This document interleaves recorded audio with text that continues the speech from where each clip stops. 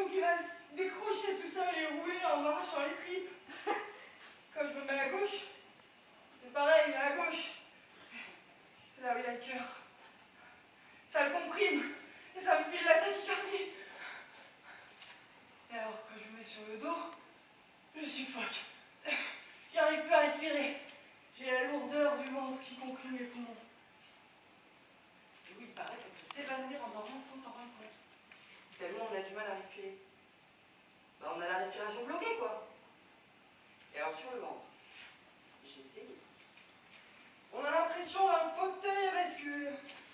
Vous savez, comme ces objets pour enfants, là, qui ronde partout quand on veut les renverser, ça marche jamais, ils se relèvent à chaque fois. Bah, moi, c'est un peu pareil quand je mets sur le ventre. Et très vite, j'ai l'impression que mon ventre va traverser mon dos et ressortir de l'autre côté. Bref, je passe mes nuits à virevolter. J'ai les cernes jusqu'en bas des seins. Tiens, d'ailleurs, j'ai pris 3 tailles de soutif. Une vraie vache à lait. Puis alors, sans parler du reste, hein, j'ai grossi grave. 20 kilos dans la vie. Puis alors, mes jambes, c'est des poteaux et j'ai les pieds pleins d'eau. Et oui, c'est la rétention d'eau. À l'intérieur de moi. Je nage en pleine eau, en permanence. Heureusement que je suis poisson. C'est bon signe. Puis alors, tout le monde me dit, t'es belle, t'es resplendissante. Et oui, c'est grâce à une combinaison chimique qui se crée dans la tête. Et qui me dit, t'es belle, t'es resplendissante, t'as peur de rien. Ah, du coup, j'angoisse pas, hein. Et je me traîne. Oh, je me sens lasse. Comme si j'allais avoir mes ragnagnas. Tiens, c'est bizarre, je sens que ça coule. Je devrais plus les avoir, mes ragnagnas.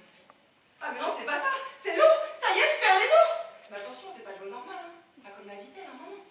Là, c'est la poche du liquide amniotique qui se perce. Et là, on peut la maison. Enfin, moi, c'est plutôt les chutes du Niagara. Je pourrais nettoyer tout le carrelage de la maison avec ce que je perds.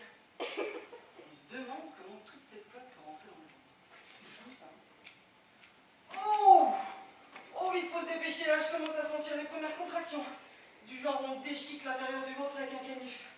Allez, je vais me coller une serviette éponge pour colmater le trou du vagin qui commence à s'ouvrir. Je marche les genoux serrés.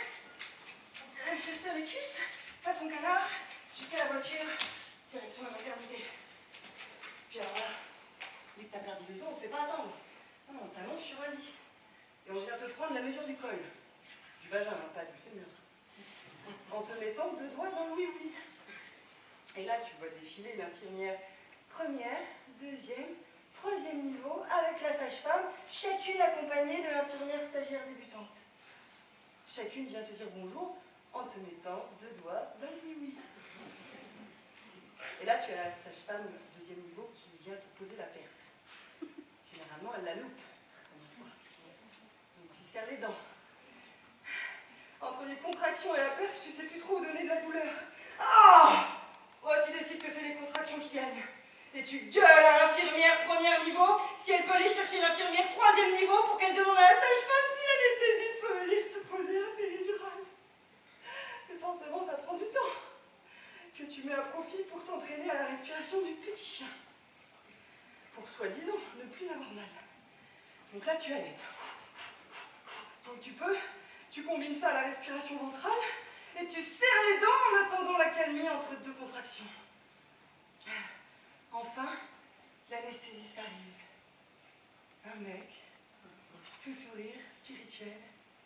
Toi, t'as les jambes écartées, t'as moitié à poil, tu ressembles à une grosse vache, mais t'essayes quand même de faire de l'humour et de rester coquette en espérant qu'il ne rate pas la pose de la péridurale. Et alors, nouvelle méthode. C'est toi qui appuies sur le pitonneux de l'appareil pour libérer le produit. Et comme ça, t'as plus mal. Enfin, presque plus mal. Parce que moi, j'avais le côté droit anesthésié. Mais pas le gauche. Donc j'ai dû m'allonger à gauche pour le faire passer, le liquide, à gauche. Enfin bref. Mon col s'ouvrait, mais le bébé, lui, il restait en haut, il ne voulait pas sortir. Au bout de 8 heures, j'avais toujours les jambes écartées face au mur. Ils avaient laissé la porte entrouverte. Et j'étais pas la seule à accoucher. Hein. J'entendais tout. Celle qui accouchait avec péridurale et celle qui accouchait sans. Ah, il n'y a pas à dire, hein. T'entends la différence. Et puis t'entends tous les potins aussi, du genre. Il y en avait une, elle était tellement pudique qu'elle voulait accoucher avec son soutif et son slip. On lui a gentiment fait comprendre que ça allait être compliqué même si on faisait un trou au slip. Du coup, elle a gardé son soutif, mais le slip, lui, il a giclé. Ah oui, puis on avait une, elle voulait accoucher au naturel. Sans péri, naturel. On l'a entendu beugler dans toute la maternité. Ah, y a pas à dire, hein. Les cris étaient authentiquement naturels. Au bout d'un moment, j'en ai eu marre d'attendre. Et j'ai commencé à pousser avec la sage-femme. J'ai bien suivi les instructions. Poussez, poussez, respirez. On attend la prochaine respiration, la prochaine contraction. Poussez. Bon, moi je suis pas très forte côté pic de contraction. Les miens ne sont pas assez forts, faut les chercher. Du coup, faut pousser à fond.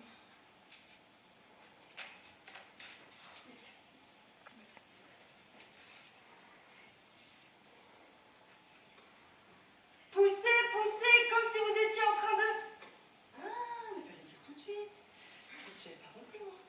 Bah non, moi je poussais côté oui, logique. Alors qu'en fait, il fallait pousser côté cucu. Après cet éclair d'illumination, en 3 poussées, c'était fait. Les cheveux, la tête, le corps. Et j'avais tellement peur que ça, enfin le bébé, reste bloqué, que j'ai poussé jusqu'à me retourner le trou des fesses. Et voilà une petite fille toute rose, délicatement posée sur mon ventre, qui grimpe d'instinct jusqu'à mes seins, qui vont enfin pouvoir servir à quelque chose. Puisque j'ai décidé d'allaiter. Bah oui, quitte à avoir des filles, autant allaiter. Bref, je vous passe la couture qui s'en suivit. Et me voilà mère à 18h30 du soir, en compagnie des plus grosses hémorroïdes jamais vues au service maternité. Et avec moi, une autre mère accoucheuse. Nous avons passé la première nuit ensemble. Ah, je n'ai pas beaucoup dormi, hein, parce que son bébé n'a pas arrêté de pleurer. Mais le mien, pas beaucoup. Et alors, le lendemain, j'ai reçu la visite des amis et de la famille. Mais l'autre maman, pas beaucoup. Elle m'a même dit le soir. J'ai demandé à changer de chambre parce que j'ai pas pu me reposer à cause de vos amis et de vos bébés. Non mais j'aurais bien mordu ou giflé. Ouais, giflé, c'est ça. Ça fait plus de bruit, ça m'a calmé. Puis alors, sans parler de l'infirmière de nuit, qui m'a limite traité de mère indigne parce que mon bébé pleure. Enfin, pleure. Crie. C'est plus une sorte de vagisme. Alors que je m'étais éloignée à 1,50 m du berceau pendant 2 secondes pour aller pisser à 3h du mat'.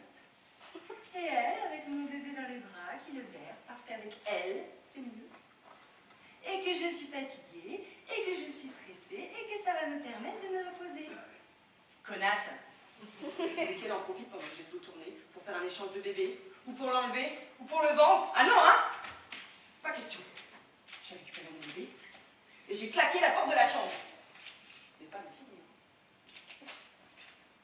Et là, j'ai décidé que le pourcentage de quiche en blouse blanche était beaucoup trop élevé et qu'il fallait d'urgence quitter les lieux. Mais bon, pour avoir son billet de sortie. C'est comme à l'école, quand on fait ça, j'étais une image. Il faut savoir allaiter. Facile à dire, mais douloureux à faire. Bah oui, parce que quand t'allaites, ça te remet en place l'intérieur du ventre. Alors ça, c'est super. Et t'as l'impression que ton sein va s'arracher de ta poitrine et rester collé dans la bouche du môme. Alors, normalement, ça dure à peu près 2 semaines, cette sensation-là. Moi, ça a duré 1 mois et demi. Mais alors, quand j'ai plus mal, j'ai pas arrêté d'allaiter. Et là, séquence émotion. Rapprochement, caresse, amour, ton regard qui plonge dans celui du bébé. Ça te retourne en 1 seconde. Ton lait nourri, et c'est toi qui fabrique. Quel merveille. On n'a besoin de personne pour faire grandir son bébé. À 10 mois, elle a fait ses nuits. Fait chier, je suis là, non? Mais 11 mois, elle marchait, précoce.